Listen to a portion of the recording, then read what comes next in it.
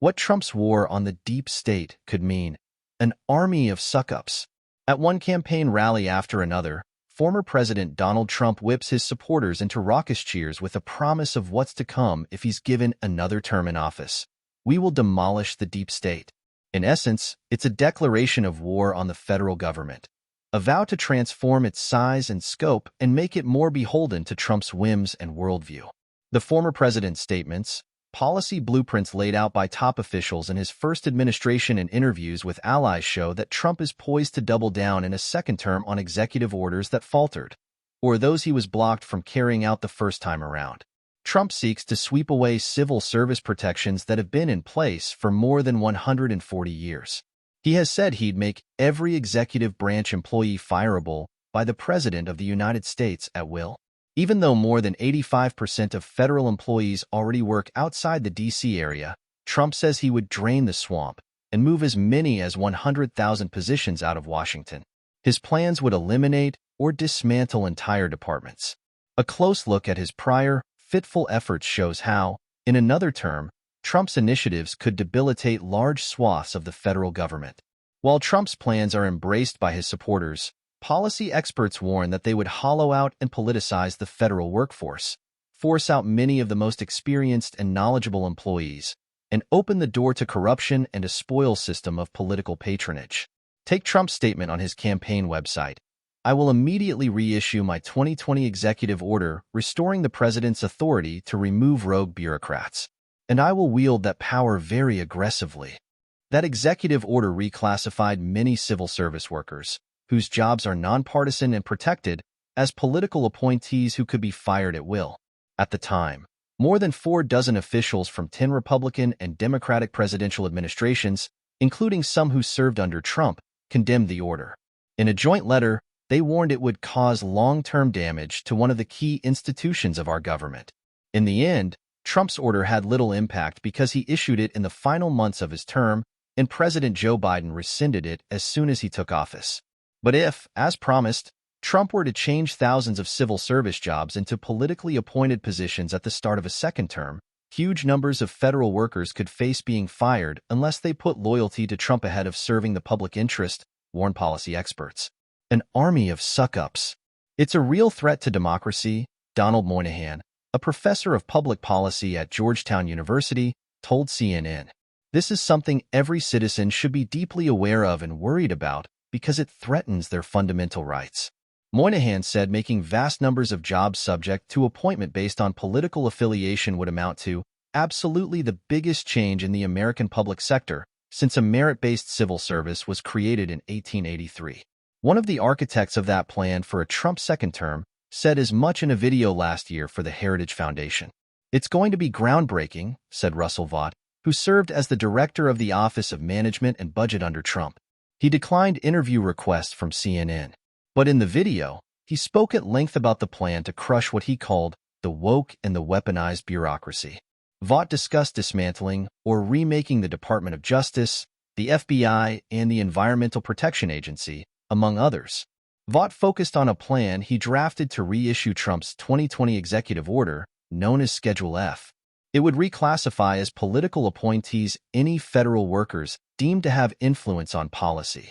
Reissuing Schedule F is part of a roadmap, known as Project 2025, drafted for a second Trump term by scores of conservative groups and published by the Heritage Foundation. Vought argues the civil service change is necessary because the federal government makes every decision on the basis of climate change extremism and on the basis of woke militancy where you're effectively trying to divide the country into oppressors and the oppressed. A Trump campaign spokesperson pointed CNN to a pair of campaign statements from late last year in part responding to reporters' questions about the 900-plus page Project 2025 document. The campaign said, "None of these groups or individuals speak for President Trump or his campaign. Policy recommendations from external allies are just that, recommendations."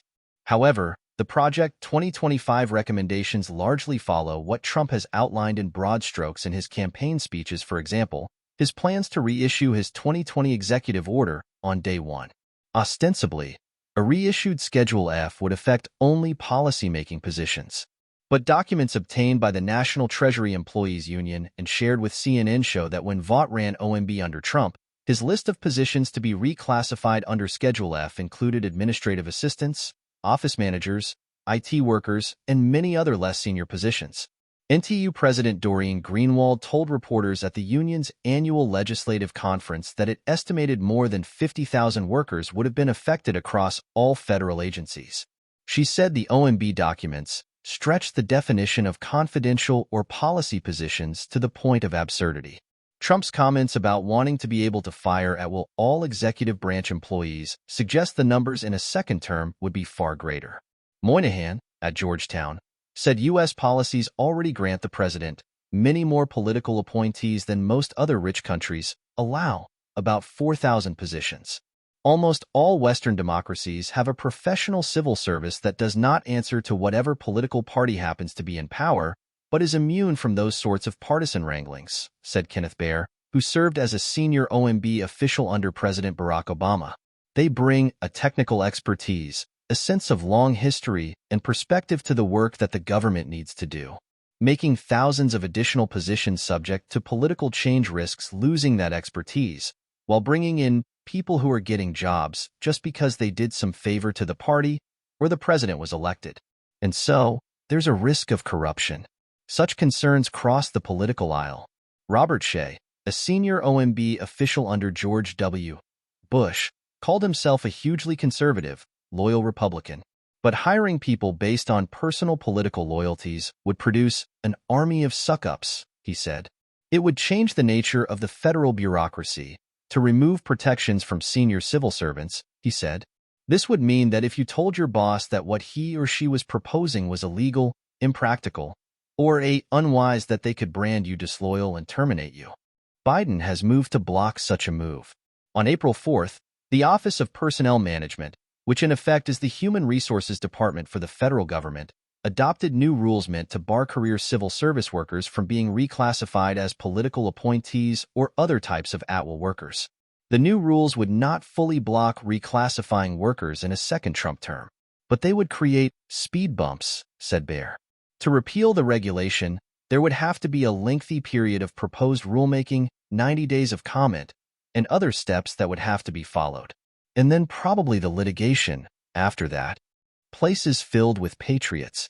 While assailing faceless bureaucrats, Trump also has said he would move federal agencies from the Washington swamp to places filled with patriots who love America. But when he tried such moves before, the effect was to drain know-how, talent, and experience from those agencies.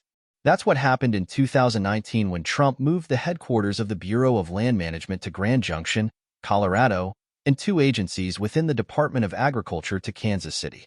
The vast bulk of headquarters employees left the agencies, said Max Stier, president and chief executive of the Partnership for Public Service, a nonpartisan group that promotes serving in government. It led to the loss of expertise that had been built up over decades, he said. It destroyed the agencies. A 2021 investigation by the Government Accountability Office found that the BLM move pushed out hundreds of the Bureau's most experienced employees and sharply reduced diversity, with more than half of Black employees in D.C. opting to quit or retire rather than move to Colorado.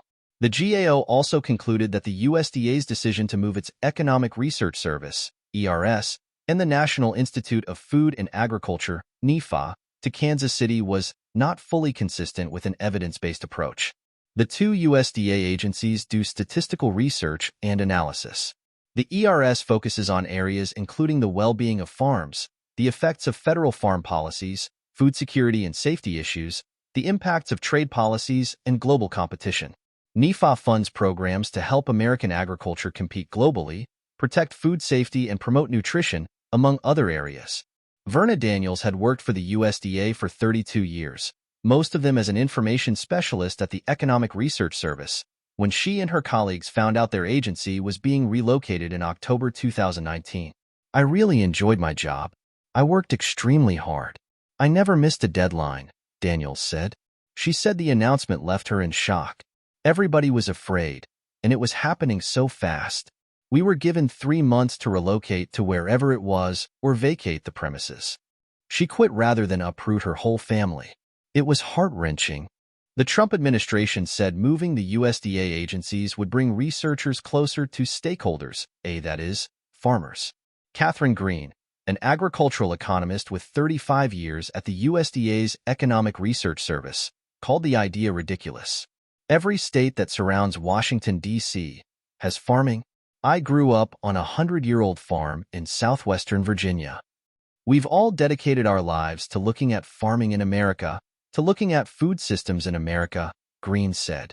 I think the goal was to uproot the agency in such a way that most people would have to move on, and most people did. It was highly predictable. The other relocated research agency, the National Institute for Food and Agriculture, had 394 employees at the beginning of the Trump administration, said Tom Buick, acting vice president of the union local for NEFA. Trump imposed a hiring moratorium that left positions unfilled as people moved or retired. By the time the relocation to Kansas City was announced, NEFA was down to 270 employees. Once it was announced they would move us, we were losing 10 to 20 people a week, Buick explained. We had less than 70 people make the move. 5 years on, he said, we still are not the same agency, and will never be the same agency we were. The USDA said the move to Kansas City would save taxpayers $300 million over 15 years. But the GAO said that analysis didn't account for the loss of experience and institutional knowledge, the cost of training new workers, reduced productivity, and the disruption caused by the move. Including such costs, the Agricultural and Applied Economics Association estimated the move actually cost taxpayers between $83 million and $182 million. Green, at the Economic Research Service, retired rather than move. After Biden took office, the BLM and the two USDA agencies moved their headquarters back to Washington, but also kept open their offices in Grand Junction and Kansas City, respectively. Green said she worries for federal workers who might face the same choice in a second Trump term. They mean business, she said. They spent 4 years practicing, and they are ready to rock and roll. To steer, at the Partnership for Public Service, there is a huge gap between the perception and the reality of the role that the civil service plays across the country. We've been doing polling on trust in government, and when you tag on the words government in Washington, D.C., the trust numbers crater, he said. Using the government to go after enemies. On the campaign trail, Trump has regularly claimed, without evidence, that Biden and the Department of Justice are stage-managing various prosecutions of him, including state-level indictments in New York over falsifying business records and in Georgia on charges of election subversion. Trump has used that false claim to say it would justify him using the Justice Department to target his political enemies. He said that in a second term he'd appoint a special prosecutor to investigate Biden. He told Univision last year he could have others indicted if they challenged him politically. Trump tried to use the Department of Justice in this fashion during his previous term, repeatedly telling aides he wanted prosecutors to indict political foes such as Hillary Clinton or former appointees he'd fired, such as former FBI Director James Comey. He also pushed then-Attorney General Bill Barr to falsely claim the 2020 election was corrupt, which Barr refused to do. In that term, some senior officials at the White House and the Justice Department pushed back against pursuing baseless prosecutions. Their resistance followed a tradition holding that the Justice Department should largely operate independently, with the president setting broad policies but not intervening in specific criminal prosecutions. But in a second term, Trump could upend that tradition with the help of acolytes such as Jeffrey Clark, a former justice official who faces disbarment in D.C. and criminal charges in Georgia for trying to help overturn the 2020 election results. As Trump tried to hang on to the White House in his final weeks in office, he pushed to make Clark his acting attorney general, stopping only after senior Justice Department leaders threatened to resign en masse if he did so. Last year, Clark published an essay titled, "The U.S. Justice Department is Not Independent," for the Center for Renewing America, a conservative nonprofit founded by Russell Vought. Clark also helped draft portions of the Project 2025 blueprint for a second Trump term, including outlining the use of the Insurrection Act of 1807 to deploy the military for domestic law enforcement, as first reported by the Washington Post. Trump also has talked about bringing to heel other parts of the federal government.